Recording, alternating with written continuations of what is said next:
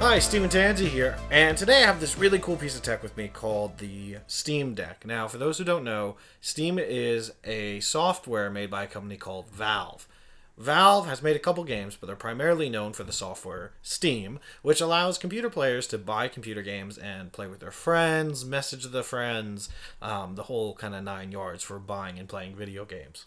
Now, a couple years ago, they came out and said they were going to be making this, the Steam Deck. The Steam Deck is a portable console that allows you to play any of the games in your Steam library, or most of them. They're working on getting everything to work on here. Valve has learned over the years from things they've made and put it all into this device. So a while ago they had a Steam Link and a Steam controller, and from the Steam controller they have these really nice touchpads which work well for computer games like Civilization, where you can use these as a mouse.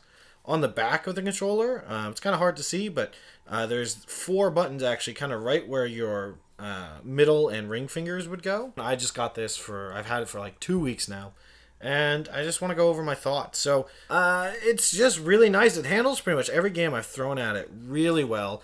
The biggest exception so far being God of War, but I can't really blame it for that one. It came in 3 different tiers. There's this one, which is the top of the line 512 gigabyte model, which I think was about $700 after tax. I think $650 originally. The lowest one is about $400, which is made to, compete with the Nintendo Switch.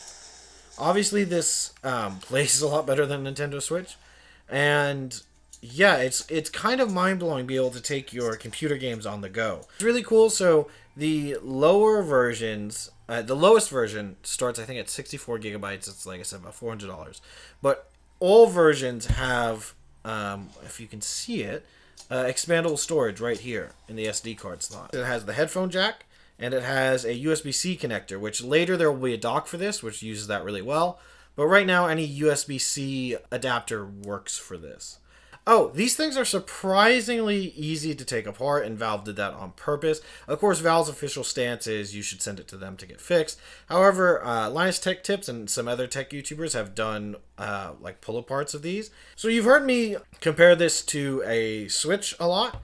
So this, is the Steam Deck, excuse the lights, and this is a Nintendo Switch. And as you can see, the Steam Deck is quite a bit bigger. It's funny because when I go back to the Switch, this feels tiny now. My biggest issue so far with the Steam Deck is after playing it for a while, my hands do tend to cramp up due to just the sheer weight of the thing.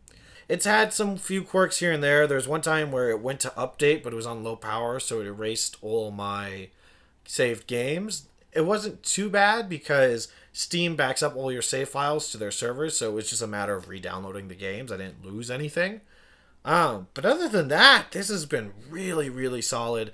You get about an hour and a half, 2 hours of usage out of it, which isn't phenomenal. And that's without any battery optimization settings turned on. But anyways, hour and a half, 2 hours, it's not phenomenal, but you can either leave it plugged in while gaming, or if you're on the go, honestly, that's probably what I'd expect from a gaming laptop. So, it's not too bad in that sense.